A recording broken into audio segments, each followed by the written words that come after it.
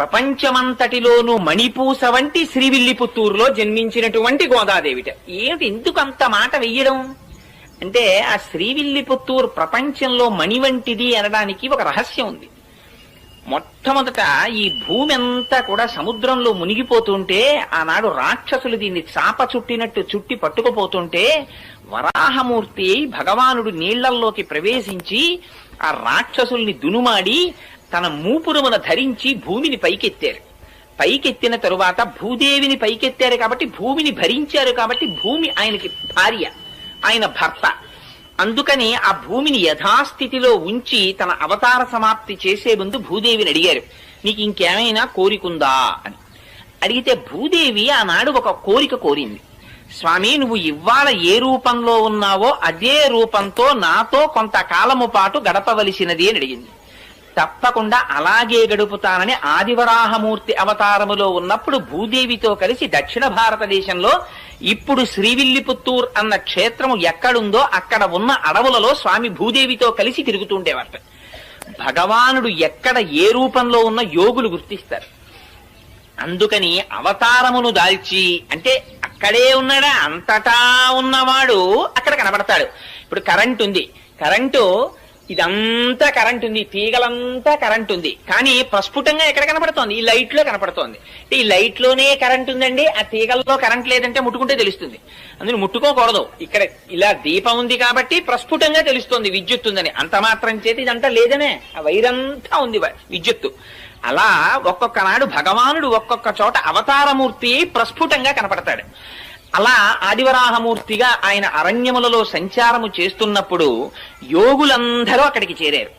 చేరి వాళ్ళు భూదేవి సహిత ఆదివరాహ స్వామిని చాలా కాలము పాటు సేవ చేశారు. ఇలా ఈ విషయం తెలిసి మునులు, మహర్షులు, ఋషులు, యోగులు అన్ని లోకాల నుంచి అక్కడికి చేరిపోయారు.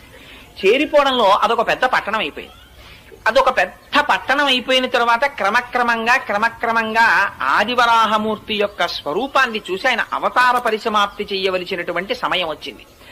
అందుకని ఋషుల నోటి వెంట ఒక మాట వచ్చింది, స్వామి నువ్వు ఆదివరాహమూర్తిగా కాకుండా వేరొక స్వరూపంతో కనపడు అని అడిగారు. అడిగితే ఆయన వెంటనే వటపత్రశాయిగా మారారు. మారి ఆ ఆదివరాహమూర్తి యొక్క స్వరూపం ఆ వైకుంఠనాథుడిలోకి చేరిపోయింది. చేరి ఆయన శ్రీవైకుంఠానికి వెళ్ళిపోయారు. భూదేవికి, భూమి యొక్క అధిష్టాన దేవత అయినటువంటి భూదేవి కూడా ఆయన పాదముల దగ్గర కూర్చుని పాదములు ఒత్తుతూ ఉంటుంది. అలా వెళ్లిపోయే ముందు ఒక విచిత్రం జరిగింది. ఋషులందరూ అక్కడ ఉండి భగవానుడున్నాడని యాగాలు చేస్తుంటే వెంటనే అక్కడికి రాక్షసులు వచ్చారు. ఇవి రెండు ఎప్పుడూ చేరుతాయండి భగవానుడున్న చోట. అందుకే భగవానుడికి సూర్యుడు చంద్రుడు కళ్ళు. రాక్షసులు ఉంటారు, భక్తులు ఉంటారు ఒకే చోట. ఆ రాక్షసుల పట్ల సూర్యుడనే కన్నుతో చూస్తుంటాడు తేజోవంతంగా, భక్తుల పట్ల చంద్రుడనే కన్నుతో చూస్తుంటాడు ప్రశాంతంగా. అందుకే గోపికలు పూర్ణ చంద్రుడి వంటి ముఖంతో ఉన్నారంటే భగవంతుని యొక్క అనుగ్రహాన్ని పొందారు వాళ్ళు. రాక్షసులు వచ్చి ఆ మహర్షుల్ని వేధిస్తున్నారు, రక్తమాంసాల్ని తెచ్చి యజ్ఞగుండాల్లో పడేస్తున్నారు. ఈ ఋషులందరూ ఆ అరణ్యంలో తిరుగుతున్నటువంటి ఆదివరాహమూర్తి పాదములు పట్టి ప్రార్థించారు, స్వామి నీ అవతార పరిసమాప్తి అయిపోతోంది, ఈ రాక్షసుల్ని దునుమాడమని. ఆయన అన్నారు, ఈ మాత్రం రాక్షసుల్ని దునుమాడడానికి నేను రావలసిన అవసరం లేదు, నా సుదర్శనాన్ని పంపిస్తున్నానన్నారు. వెంటనే చక్రం బయలుదేరి వచ్చింది. వచ్చి అందులో అన్నారు, ఆ వ్యాఖ్యానంలో ఒక విచిత్రమైన మాట రాశారు. అదిట ముందు ఎవరిని చంపిందంటేట ఆ రాక్షసుల యొక్క రథముల చక్రములను పడగొట్టిందిట. ఎందుకంటే మీరు చక్రాలు నేను చక్రాలు ఏమిటే, ఇన్ని చక్రాలు ఉండడానికి వీల్లేదు, ఒక చక్రమే ఉండాలని ముందు చక్రాలు పడగొట్టిందిట. రథాలు పడిపోతే వాళ్ళందరూ కింద పడ్డారట. కొన్ని కోట్ల మంది రాక్షసుల్ని సంహరించేసిందిట చక్రం. సంహరించేస్తే దాని నిండా రక్తం మాంసం అంటుకుపోయి మళ్ళీ స్వామి ధరించడానికి అనుకూలమైన స్థితిని పొందడానికి ఆనాడు ఆదివరాహమూర్తి వరుణుణ్ణి పిలిచారట. పిలిచి ఒకసారి చక్రం కడగాలి, ఇక్కడ ఏదైనా నీటిని ఏర్పాటు చేయమన్నారు. స్వామి సుదర్శనాన్ని కడగడానికి సామాన్యమైనటువంటి నీళ్ళేమిటి, గంగా యమునా సరస్వతుల్ని పిలుస్తున్నానని గంగా యమునా సరస్వతుల్ని పిలిచారట. అదే తిరుముక్కోళ తీర్థము అని శ్రీవిల్లిపుత్తూరులో తీర్థం ఏర్పడింది. అందులో సుదర్శనాన్ని కడిగారు. అందుకని ఆ తీర్థంలో స్నానం చేసినటువంటి వాళ్ళకి ఆధ్యాత్మిక జ్ఞానం వస్తుంది అంటారు. సుదర్శనం అంటే మంచి దర్శనము. సుదర్శనాన్ని కడిగారు కనుక దీనితో చూసేటటువంటి దర్శనం ప్రపంచాన్ని చూస్తుంది. ఇక్కడి నుంచి ఆంతరనేత్రంతో చూసేటటువంటి దర్శనం పరమాత్మని చూపిస్తుంది. అది సుదర్శనం కడగడం. అందుకని ఆ కోనేటిలో స్నానం చేస్తారు. సరే, ఆదివరాహమూర్తి తిరిగి వైకుంఠనాథుడిగా వెళ్ళిపోయారు. ఇక్కడ శేషసాయిగా ఆయన అంశ ఉండిపోయింది. అదే మున్నూరు దేవాలయం అని కృష్ణమూర్తి గుడి ఉండిపోయింది శ్రీవిల్లిపుత్తూరులో. అప్పటికి దాని పేరు శ్రీవిల్లిపుత్తూరు కాదు. వెళ్ళిపోయి ఉండగా ఒకనాడు భూదేవి ఆయన పాదములొత్తుతూ ఎందుకో ఒక ప్రశ్న వేసింది. స్వామి, మీకు అనేక రకములైనటువంటి కైంకర్యములు జరుగుతుంటాయి కదా, పుష్పార్చన చేస్తారు, తులసితో అర్చన చేస్తారు, అభిషేకం చేస్తారు. అసలు ఈ అర్చనలన్నింటిలో మీకు ప్రీతిపాత్రమైన అర్చన ఏది అని అడిగింది. అడిగినది భూదేవి అడిగింది కనుక ఆయన అన్నారు, నాకు పుష్పార్చన ప్రీతి అన్నారు. పుష్పాలు ఎక్కడి నుంచి రావాలి? భూమిలోంచి రావాలి. అందుకని అడిగిన వాళ్ళని ప్రీతి చెందించడం ఆయన యొక్క కోరిక. అందుకని పుష్పములంటే నాకు ప్రీతి అన్నారు. పుష్పార్చన చేత ప్రీతి చెందుతానన్నారు. అసలు ఆయన అడిగిన పుష్పాలు బాహ్య పుష్పాలు కావు. అహింస ప్రథమం పుష్పం, పుష్పమింద్రియ నిగ్రహ, సర్వభూత దయా పుష్పం, క్షమా పుష్పం, విశేషత జ్ఞాన పుష్పం, ధ్యాన పుష్పం, తప పుష్పం తు సత్తమం, సత్యమష్ట విధం పుష్పం, విష్ణో ప్రీతికరం భవేత్ అని ఆ పుష్పాలు. అందుకని ఆ పుష్పార్చన ఇష్టం అన్నారు. అయితే నేను పుష్పార్చన చెయ్యాలనుంది కొంతకాలం, మీకు ఎక్కడ జన్మించనని అడిగింది. అడిగితే, నువ్వు కడుపున పుట్టవలసిన అవసరం లేదు, నాకు పుష్పార్చన చెయ్యడానికి పుడతానని అడుగుతున్నావు కనుక మన గరుక్మంతుని యొక్క అంశలో భట్టనాథులని ఒకరు జన్మిస్తారు, వారికి అయోనిజవై తులసి వనంలో నువ్వు దొరుకుదువుగానివి అని అభయం ఇచ్చారు.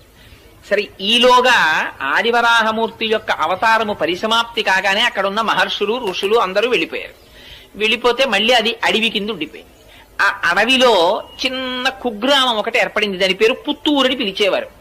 అక్కడ కండువు అనబడేటటువంటి పేరు కలిగినటువంటి వాడు, విల్లి అని పేరు కలిగినటువంటి వాడు, ఇద్దరు ఆటవికులు సోదరులు ఉండేవారు. వాళ్ళిద్దరూ రోజు జంతువుల్ని వేటాడి ఆ మాంసం తెచ్చుకు తినేవారు. వాళ్ళిద్దరూ ఒక రోజున ఒక పులిని వేటాడడానికని బయలుదేరారు. ఆ పులి పరిగెత్తింది ఒక గుహవేపు.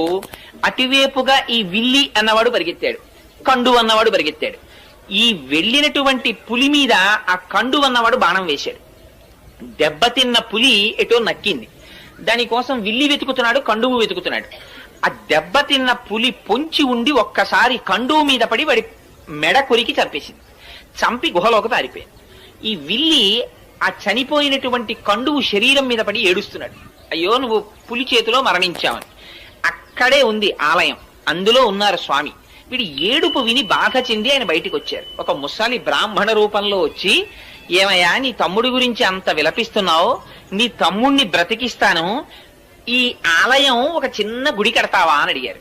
అంటే భగవానుడు రాబోయేటటువంటి విషయాల్ని ఉద్ధరించడానికి ఇప్పటి నుంచే ఆయనకు ఒక ప్రణాళిక ఉంటుంది. అందుకని గుడి కడతావా అన్నారు. అంటే ఆయన అన్నాడు, తొందరలో అలాగే కడతాను, కానీ ముందు నా తమ్ముణ్ణి బతికిస్తే కడతానన్నాడు.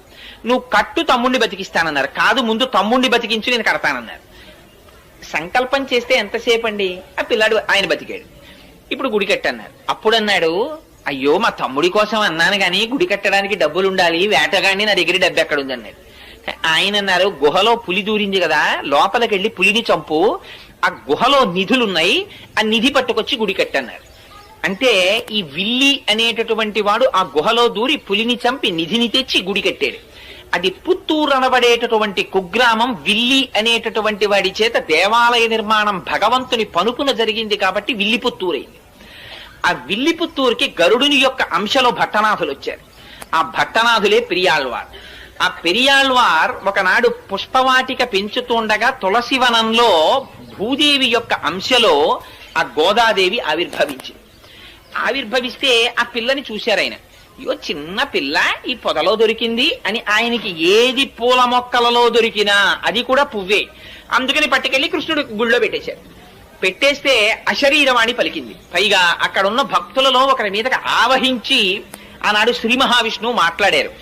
నా అనుగ్రహవశం చేత అయోనిజగా జన్మించింది ఆవిడ భూదేవి అంశ, కన్న తండ్రిలా నువ్వు పాలించన్నాడు.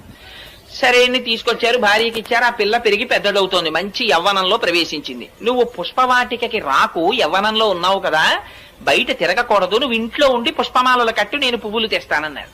సరే, మీకు తెలిసి ఇంకా కథ. ఆయన పువ్వులు తెచ్చేవారు, ఈవిడ పువ్వులు కడుతుండేది. కట్టిన తరువాత తండ్రి గారు చూడకుండా ఆ పుష్పమాల తన మెడలో వేసుకుని జడలో పెట్టుకుని ఒకసారి నూతులో చూసుకుని ఓసారి అద్దంలో చూసుకుని ఆ పుష్పమాల తీసి బుట్టలో పెట్టేది. ఈ పుష్పమాల పట్టుకుని ఆయన కృష్ణ పరమాత్మకు పట్టుకెళ్లేవారు. అర్చకులు ఆ పుష్పమాల అలంకారం చేద్దామని తీస్తే అందులో మామూలుగా పువ్వు కొండవలసినటువంటి వాసన కన్నా కూడా దివ్యమైన పరిమళం కనపడింది. ఇటు మల్లె పువ్వులా కాకుండా ఇంత పరిమళాలు వస్తున్నాయి ఏమిటి పువ్వులని, బహుశా ఇదంతా ఆ భట్టనాథుల యొక్క తపఫలితం అయి ఉంటుంది, ఆయనకున్న కైంకర్యనిష్ట అయి ఉంటుంది అనుకున్నారు. ఏమిటి ఇంత వాసన అర్చకులు మార్చి మార్చి ఆ పూలదండని చూస్తుంటే అందులో దీర్ఘకేశం కనపడింది, అంటే పొడుగాటి వెంట్రుక. ఆ పొడుగాటి వెంట్రుక చూసి ఇది స్త్రీలదే అని గుర్తించారు. స్త్రీల వెంట్రుక పూలదండలోకి ఎందుకు వచ్చింది? భట్టనాథులు వేరొక స్త్రీ అలంకరించుకున్న దండ పట్టుకురారు కదా, కానీ అడగడానికి ఆయన సామాన్యులు కారు, బాగుండదని దండను అలంకారం చేసేశారు ఆ వెంట్రుకని తీసేసి. అసలు అన్నింటిలోకి చాలా హీనమైనది ఏమిటంటే పూజా మందిరంలోకి కానీ పూజ చేసే పదార్థాల్లో కానీ వెంట్రుక రాకూడదు. అయ్యి బాబోయ్, మార్కండేయ పురాణంలో దానికి ఎంత శుద్ధి చెప్పారో ఆ వెంట్రుక వస్తే. అందుకని ఏమిటి వెంట్రుక ఉందని వెంట్రుక తీసేసి అలా ఇలా 3 నెలలు జరిగింది. జరిగితే ఇది చర్చ పెరిగిపోయింది అర్చకుల్లో. రోజు దీర్ఘకేశం వస్తోంది, భట్టనాథులు అలాంటి వాళ్ళు కారు, పైగా వెంట్రుకకి సువాసన ఉంటోంది, ఏమిటి విచిత్రం అని. సరే 3 నెలలు అయిపోయిన తరువాత ఒక రోజున మళ్ళీ అటువంటి పుష్పమాల వచ్చింది. వచ్చేటప్పటికి వాళ్ళు ఇంకా ఉండబట్టలేక భట్టనాథుల్ని పిలిచి అడిగారు, ఇలా 3 నెలల నుంచి వస్తున్నాయి పూలదండలు, నిజం చెప్పండి, ప్రతిరోజు వెంట్రుకలు ఉంటున్నాయి, ఎవరు అలంకరించి తెస్తున్నారని. మహాప్రభో, నాది పొరపాటు, నేను ఎప్పుడు ఎవరు అలంకరించినవి తేలేదు, ఈ పుష్పవాటికని పుష్పాలంకృతిని నమ్ముకుని బతుకుతున్న వాడిని నన్ను నమ్మండని ఆయన పుష్పమాలని వెనక్కి తీసుకెళ్లిపోయారు. ఆ రోజున తీసుకెళ్లిపోయి ఎవరు అలంకరించుకుంటున్నారు అని కొంచెం ఆలోచించి చూస్తే తన కూతురే అలంకరించుకుంటారు. చూశారు, అమ్మా ఎంత తప్పు చేశావమ్మా, పరమాత్మకిచ్చే పుష్పహారాన్ని నువ్వు అలంకరించుకుని ఇస్తున్నావా, దానివల్ల నేను మాట పడ్డానమ్మా అని. ఆ రోజున ఆయన పట్టికెళ్ళడానికి పుష్పమాలలు లేవు, బయటికి వెళ్ళి చూస్తే పువ్వులు దొరకలేదు, బాధ పెట్టుకుని పడుకున్నారు. ఆ రాత్రి ఆయనకి కృష్ణ పరమాత్మ కల్లోకి వచ్చారు, నాకు చాలా ప్రీతి నీ కూతురు అలంకరించుకున్న పుష్పమాలయే, ఆవిడ భూదేవి అంశ, వచ్చిందే ఆ కైంకర్యానికి వచ్చింది, మీ అమ్మాయి అలంకరించుకున్న దండలు పట్టుకొచ్చి నాకు అలంకారం చేయమన్నారు. అంటే భట్టనాథులు అన్నారు, ఈ మాట నాకు చెప్తే సరిపోతుందా, అర్చకులకు కూడా చెప్పండి అన్నారు. అంటే ఆయన మళ్ళీ అర్చకులకి అశరీరవాణిగా పలికి వినిపించారు. అప్పటి నుంచి అందుకని మాలని ధరించి ముక్త విడిచిపెట్టి ఇచ్చినది కాబట్టి ఆవిడికి ఆముక్త మాల్యద అని పేరొచ్చింది. ఆ పుష్పహారాన్ని పట్టుకొచ్చి స్వామికి అలంకారం చేసేవారు. సరే కొన్నాళ్లు పోయిన తరువాత భట్టనాథులు అడిగారు, అనగా పెరియాళ్వారు విష్ణు చిత్తులు, అమ్మా నీకు యవ్వనం వచ్చింది కదా, వివాహం చెయ్యాలి కదా, ఎవరిని వివాహం చేసుకుంటావు అని అడిగారు. అడిగితే ఆవిడంది, తాను వేసుకున్నటువంటి మాలని మార్చి వేసుకునేటటువంటి అధికారం భార్యాభర్తలకే కదా ఉంది. మనం ఒక పని చేస్తుంటాం సాధారణంగా, వివాహంలో కానీ ఎందులోనన్నా దండలు వేయించే సాంప్రదాయం ఉంటుంది. అందులో సాధారణంగా ఇద్దరికి చెరుకో దండ ఇచ్చి ఆ దండలు వాళ్ళ మెళ్ళో వీళ్ల మెళ్ళో వేయిస్తారు. అది కాదు అసలు. భార్యాభర్తల సంబంధం అంటే ఏమిటంటే, భర్త చేతితో దండ పట్టుకుని భార్య మెడలో వేస్తాడు, భార్య చేతితో దండ పట్టుకుని భర్త మెడలో వేస్తుంది. వేసిన తరువాత భార్య తన మెడలో దండ తీసి భర్త మెడలో వేస్తుంది, భర్త తన మెడలో దండ తీసి భార్య మెడలో వేస్తాడు. అలా పక్క పక్కన కూర్చుని దండలు మార్చుకుంటే వాళ్ళు భార్యాభర్తలని గుర్తు. అలా నేను ధరించిన మాల తీసి ఇస్తే ఆయన వేసుకున్నాడు, అందుకని ఆయనే పతి. అందుకని ఇంకా వేరుగా చెప్పక్కర్లేదు. అందుకని నేను శ్రీ మహావిష్ణువుని వివాహం చేసుకుంటాను. అమ్మో, ఎంత గొప్ప కోరిక కోరావమ్మా, శ్రీ మహావిష్ణువుని వివాహం చేసుకుంటావా? కానీ మరి శ్రీ మహావిష్ణువు అంటే చాలా మూర్తులుగా ఉన్నారు, ఇందులో నువ్వే మూర్తిని చేసుకుంటావన్నారు ఆయన. అంటే ఆవిడంది, ఇన్ని రకాలుగా ఉంటాడు అంటే నాన్నగారు చెప్పండి అంది. అంటే ఆయన ఏదో 105 దివ్య దేశాల్లో శ్రీ మహావిష్ణువు ఎలా ఉంటారో ఆ మూర్తులన్నీ వర్ణించారట. వర్ణిస్తే అందుట నాన్నగారు వింటుంటే, ఒక్కొక్క శ్లోకం మీరు ఒక్కొక్క క్షేత్రంలో ఉన్న మూర్తుల గురించి చెప్తున్నారు, ఇవన్నీ వింటుంటే అబ్బో ఏ మూర్తికి ఆ మూర్తి గొప్ప అనిపిస్తోంది. అలా ఏం తెలుస్తుందండి వింటే? అబ్బా అమ్మాయి తెల్లగా ఉంటాడమ్మా, అమెరికాలో ఉంటాడమ్మా, బూట్లు వేసుకుంటాడమ్మా, కోట్ వేసుకుంటాడమ్మా, పుట్టుమచ్చ ఉండదమ్మా మొహం మీద, చంద్రబింబం అమ్మా, బలానా కుటుంబరావు గారు అబ్బాయి, బలానా కోటేశ్వరరావు అబ్బాయి ఇలాగమ్మా అని చెప్తుంటే అందరి పెళ్లి కొడుకులు ఎలా ఉన్నారో ఒకసారి పిలవండి చూస్తానంది ఆవిడ. అంటే అందుకనిట ఆయన పెరియాళ్వారని పిలిచింది. ఆయన అక్కడ కూర్చుని పర్ణశాలలో ఒక్కొక్క శ్లోకం చదివారట 105 క్షేత్రాల్లో ఉన్న స్వాముల్ని. వాళ్ళందరూ వచ్చి అక్కడ నిలబడ్డారు. ఇది ఆయన శక్తి. 105 మూర్తుల్ని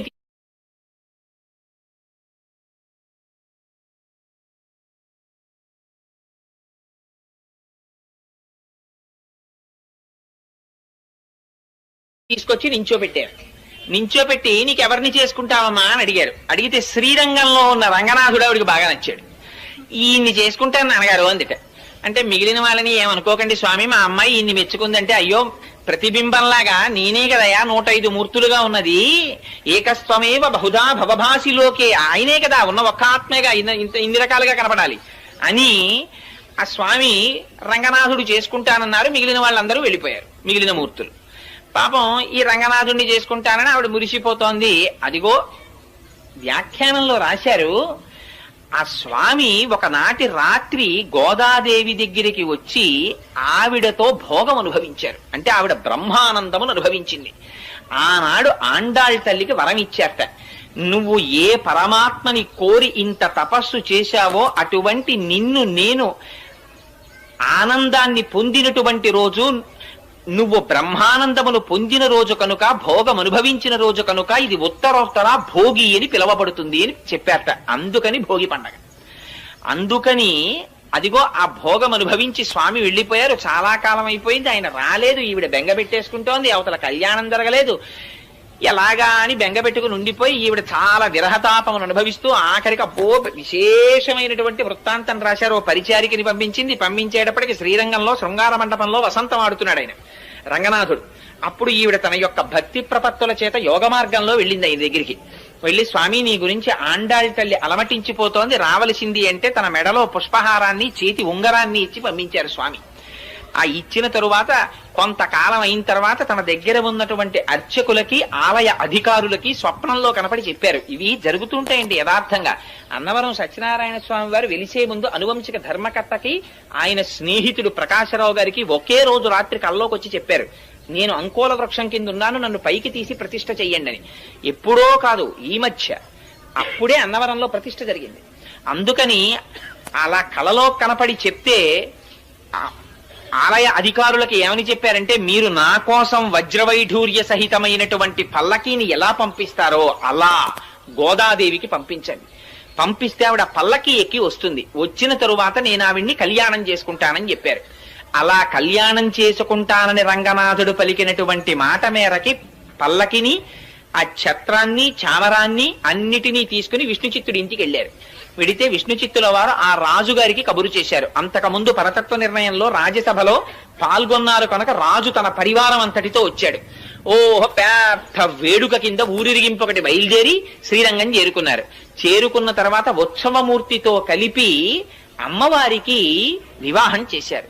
చేసిన తరువాతట స్పష్టంగా రాశారు. 4 వ్యాఖ్యానాలు ఉన్నాయి గోదాదేవి కళ్యాణం గురించి. 4గింటిల్లో అన్నింటిలో ఆవిడ అంతర్ధానం అయినట్టు రాశారు. కానీ నమ్మాళ్ళవారి దగ్గరికి వెళ్ళినట్టు ఒక చోట 4గింటిలో 4 రకాలు ఈ వివాహం జరిగింది. అందులో పెద్దలు చాలా మంది అంగీకరించినటువంటిది.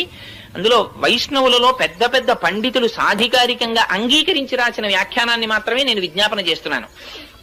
అందుకని ఆ తల్లికి ఉత్సవమూర్తితో వివాహం జరిగిన తర్వాత, ఉత్సవమూర్తి అంటే ఒక చోట ఉండదు కదా, మూల విరాట్ లాగా ఉత్సవమూర్తి బయటికి వస్తారు ఊరేగింపుకి. మూల విరాట్ ఎప్పుడు ఆలయంలో ఉంటారు. అందుకని ఆ ఉత్సవమూర్తి తర్వాత సేవకి వెళ్ళిపోయారు. అంటే పొద్దున్నే తిరుమలలో చూడండి కళ్యాణానికి వస్తాయి మూర్తులు. కళ్యాణానికి ఏమిటి, సోమవారం అయితే ఏదో ఒక అర్చన ఉంటుంది, దానికి వస్తారు. మంగళవారం అయితే ఒక సేవ, బుధవారం అయితే సహస్రకలశాభిషేకం, గురువారం అయితే తిరుప్పావడ, శుక్రవారం అయితే పూరాభిషేకం, ఇలా రకరకాలు నిత్య కళ్యాణోత్సవానికి వస్తాయి. ముందు వచ్చి కళ్యాణం జరిగిపోతుంది. కళ్యాణం అయిపోయిన తర్వాత ఊంజల్ సేవకి అద్దాల మండపంలో కెడతాయి. ఊంజల్ సేవ అయిపోయిన తర్వాత రంగనాయకుల మండపంలో వసంతోత్సవానికి వస్తాయి. రంగనాయకుల మండపంలో వసంతోత్సవం అయిపోయిన తర్వాత ఆ రోజు జరగవలసిన ఆర్జిత బ్రహ్మోత్సవానికి వస్తాయి. ఆర్జిత బ్రహ్మోత్సవం అయిపోయిన తర్వాత ఇవే ఉత్సవ విగ్రహాలు బయటికి వస్తాయి. బయటికి వచ్చి స్వామి తన ఉభయనాంచారులతో కలిసి సహస్రదీపాలంకార మండపంలో ఉయ్యాల లూగుతారు. ఉయ్యాల లూగిన తర్వాత ఇదే ఉత్సవమూర్తులు మళ్ళీ లోపలికెడతాయి. ఇంతగా ఆ ఉత్సవమూర్తులు తిరుగుతాయి. మూల విరాట్ లోపల ఉండిపోతారు. ఆవిడ అనుకుందిట, ఏమిటి ఉత్సవమూర్తి ఇలా తిరుగుతున్నారు, ఎప్పుడూ కదలకుండా నాతో కలిసి ఉండిపోయే మూర్తి నాకు కావాలని తండ్రి గారితో కలిసి ప్రదక్షిణం చేసి మూల విరాట్ దగ్గరికి వెళ్లి తన చేతితో నీరాజనమిచ్చి శేషపాన్పున ఎక్కి రంగనాథుడి దగ్గర పాదముల దగ్గర కూర్చుని అంతర్ధానం అయిపోయింది ఆవిడ.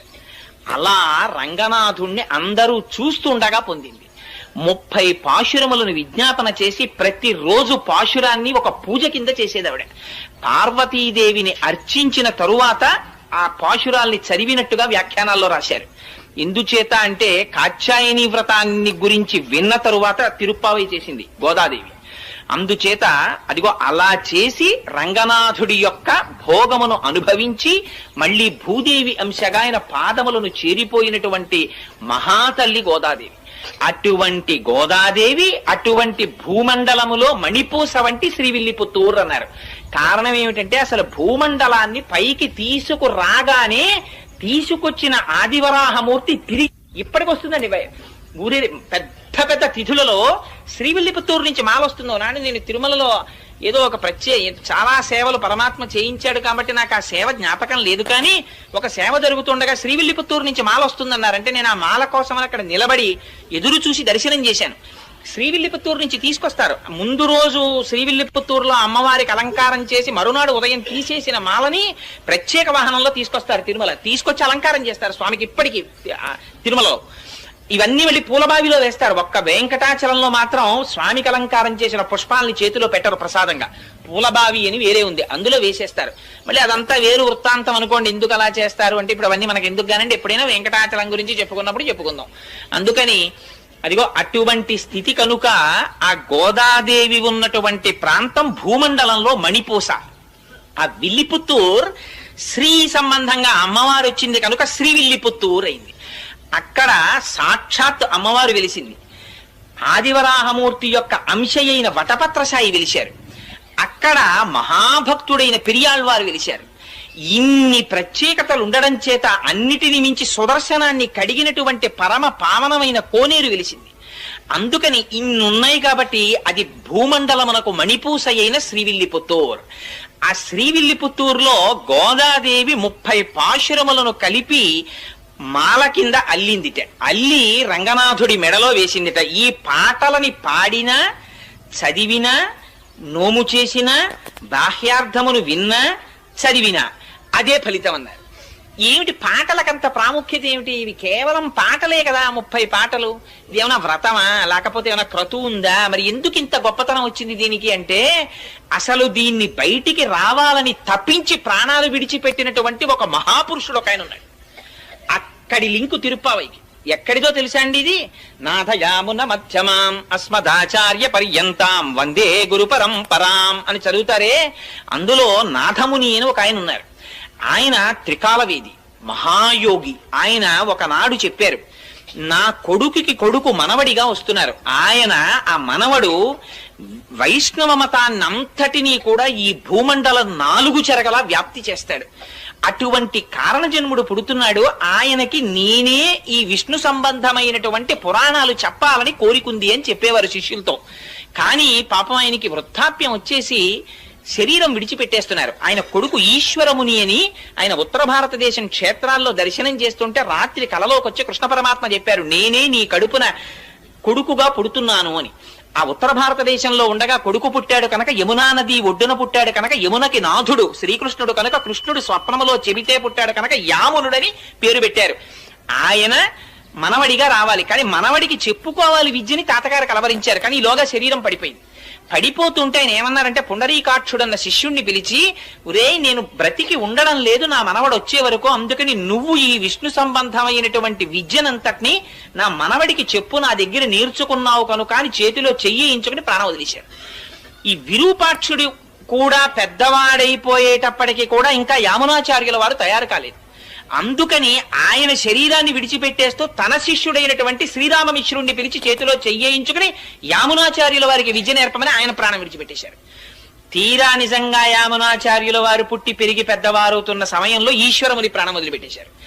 ఈ యామునాచార్యుల వారు చదువు నేర్చుకోవలసి వస్తే ఇంత ఏర్పాటు చేస్తే చిట్ట చివరికి కాంచీ నగరానికి వెళ్ళి అక్కడ ఒక మహానుభావుడు ఉండేవాడు మహాభాష్య భట్టు అని, ఆయన దగ్గర చదువు నేర్చుకుంటున్నారు.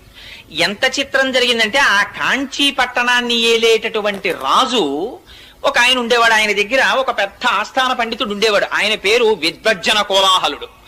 ఆ విద్వజ్జన కోలాహలుడు దేశంలో ఎవరినైనా ఓడించాడు విద్యలో. ఆయన అందుకని రాజుగారిని అడిగాడు, నాకు అందరిలా నువ్వు గ్రామాలు అవి ఇస్తే కుదరదు, అగ్రహారాలును పండితుల దగ్గర పన్నులు వసూలు చేసుకో బతుకుతాను నేను. ఎందుకని ఆ పండితులు నాతో ఢీ కొట్టలేకపోయారనడానికి గుర్తుగా సరే అలా వసూలు చేసుకోమని శాసనం చేశాడు రాజు. ఆ విద్వజ్జన కోలాహలుడు అందరి దగ్గర పన్నులు వసూలు చేసేవాడు. పండితుడు అన్నవాడు అందరూ పన్ను కట్టాలి ఆయనకి, ఎందుకంటే ఆయన ఓడించలేరు కనుక. యామునాచార్యులు వారు చిన్న పిల్లాడిగా మహాభాష్య భట్టు దగ్గర చదువుకుని వీధరుగు మీద కూర్చొని సంధ్యావందనం చేస్తున్నారు. రోజున సైనికులు వచ్చి ఈ మహాభాష్య భట్టు గురించి చాలా తక్కువ చేసి మాట్లాడారు. పన్ను కట్టలేదు విద్వజ్జన కోలాహలుడికి, తీసుకెళ్లి కారాగారంలో పారేస్తాం. గురువు గారు ఇంట్లో లేరు. యామునాచార్యులు వారు అడిగారు, ఎందుకు కట్టాలరా మీకు పన్ను? అంటే మా గురువు గారు విద్వజ్జన కోలాహలుడు, ఆయన ముందు ఏ పండితుడు నిలబడలేరు, మీ గురువు గారు నిలబడలేకపోయారు, అందుకు పన్ను కట్టాలన్నారు. అంటే ఈయనన్నారు, యామునాచార్యులు వారు చిన్న పిల్లాడండి, 7 ఏళ్ళు 8 ఏళ్ళు ఉంటాయి అప్పటికాయనకి. ఆయన అన్నారు, మా గురువు గారు మీ గురువు గారికి పన్ను కట్టడం ఏమిట్రా, కట్టడు, అంత అహంకరించున్నాడా మీ గురువు? నేను 2 శ్లోకాలు ఇస్తున్నాను, వీటిని పట్టుకెళ్ళి మీ గురువుకు చూపించని ఓ తాళపత్రాన్ని తీసి దాని మీద 2 శ్లోకాలు రాసి ఇచ్చారు. నేను పండితుణ్ణి కాను, నేను కవిని కాను, నేను వినయము చేత సుసంపన్నుణ్ణి, కానీ ఎదురు తిరిగిన వాళ్ళ కొమ్ములు విరిచేసే మేటిగడ్డి అని పద్యాలు రాశారు. అసలు ఇది పట్టుకెళ్ళి విద్వజ్జన కోలాహలుడికి చూపించారు. చూపిస్తే ఆయన ఆశ్చర్యపడి, ఎవడరా బుడతాడు నా మీద ఇంత పద్యాలు రాశాడా, వాడిని తీసుకురండి అన్నారు. అంటే భటులు వెళ్ళారు. వెళ్ళి ఏదో ఈడ్చుకొస్తామని పెడితే ఆయన అన్నాడు, పండితుడికి పండితుల పట్ల ప్రవర్తించే విధానమే తెలియని దౌర్భాగ్య దేశం రా ఇది, ఇలాగా ఎదిరించిన పండితుడిని తీసుకెళ్దాం, గౌరవంతో తీసుకెడితే వస్తానని చెప్పు మీ గురువుకి అన్నారు. ఇవిడ చిన్న పిల్లాడేమిటి ఇలా మాట్లాడడం ఏమిటని పల్లకి పంపించారు రాజుగారు. ఎక్కించి వస్తున్నారు. రాత్రి రాజుగారు రాణిగారితో కలిసి పడుకునో మాట అన్నారట, ఎంత చిత్రమో చూసావా, ఇన్నాళ్ల నుంచి విద్వజ్జన కోలాహలుండి ఎదిరించిన వాడు లేడు, ఇన్నాళ్లకు బుడతడు ఎదిరిస్తున్నాడు.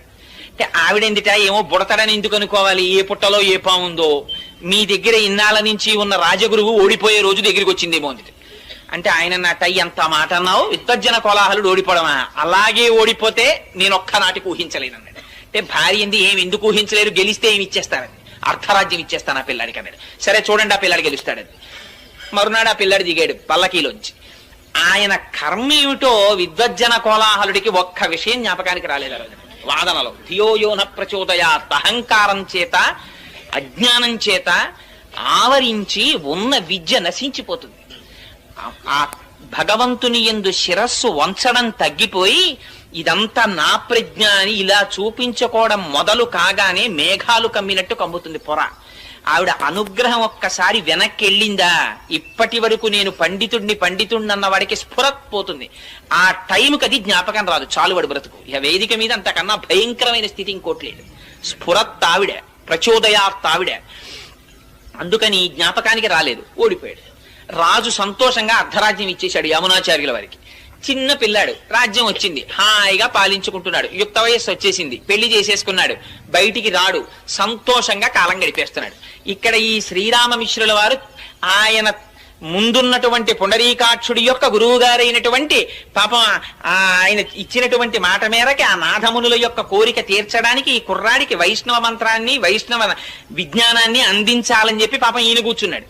ఈయన బయటికి రాడు, ఆయన ముసలాడైపోతున్నాడు. ఎలాగరా ఈ పిల్లాన్ని రక్షించడం అని రోజు వెళ్ళి రాజుగారిని అడిగేవాడు, రాజుగారిని ఒక్కసారి దర్శనం ఇప్పించండి.